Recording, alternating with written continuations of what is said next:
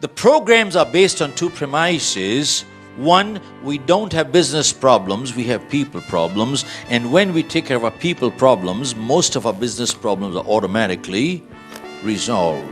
And two, whenever a person says, I cannot do this, they're really saying two things. One, either I don't know how to do it or I don't want to do it. Now, if they're saying, I don't know how to do it, that's a technical training education issue.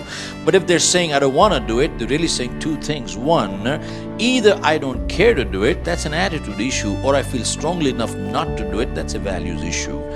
And these are the two issues that we address, and we find a greater percentage of problems in most organizations across the world fall into these two categories. Folks, and we've asked this one question to most decision makers.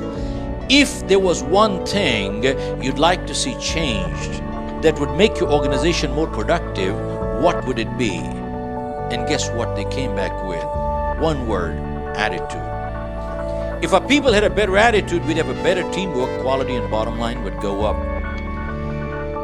Think about it, folks. How come under the same set of circumstances some people break records while others break themselves? And two, everybody wants to climb up the ladder to success only to find that the ladder is leaning against the wrong building. So what we're saying is success is important, but without fulfillment, it's empty. That's like good looks without goodness. They become irritating after some time. So we gotta have thing that we find that differentiates us is invariably you hear people telling others what to do. We take a different approach. Our approach is, why don't you? Because we believe most people already know what to do. If you ask a person on the street, they'll give you all the right answers. Ask them, are they doing it? Probably not. So what's missing is the motivation. Now the question is, can we motivate people? The answer is absolutely not. But what we can do is, we can inspire people to motivate themselves, but we cannot motivate them. Why? Folks, motivation is action. I can't act for you. You got to act for yourself. But inspiration is thinking. When thinking changes, it starts reflecting in behavior, doesn't it? Which is more lasting, more permanent, and that's what people are looking for, aren't they? But it raises two major questions. One, why do people get demotivated? And two, who or what motivates the motivator? Till we understand what motivates the motivator, we can never get on autopilot. And unless we get on autopilot, how long do we expect others to push us from outside? It doesn't work. And then we get into issues on communication. IT has increased the speed of communication tremendously, no doubt. But unless people know how to and what to communicate, they'll only miscommunicate a lot faster, won't they? And you know the cost of miscommunication faster? It's horrendous.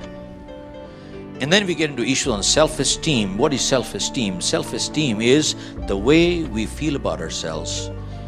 When we feel good, the world looks nice, productivity goes up, and relationships are a lot better, aren't they? And the reverse is just as true. And self-esteem is inversely related to egos. Have you seen people with egos like a know-it-all? What do? They talk down to people, don't they? They put down others, don't they? And every decision they make is more to satisfy ego than makes sense. Folks, think about it. Why does a human being put down another human being? It is sadistic but true. There are some people who feel good when the other person feels bad. They feel superior when the other person feels inferior, which means they don't want to lift themselves up, but they want to pull others down. It's very sadistic but true. It happens, doesn't it? And there's a second kind of ego, which is fragile ego. Anything you say, I take it personally, I get hurt. And folks, we talk of teamwork.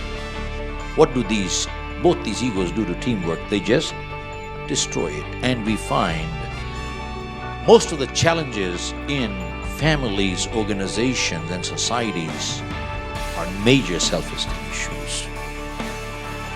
And then, folks, we get into interpersonal issues. Why do people deal with us? Not because we're the smartest people. They deal with us because they're comfortable dealing with us. And what gives them the level of comfort? Folks, people don't care how much you know, they want to know how much you care. It is the X factor that connects us together.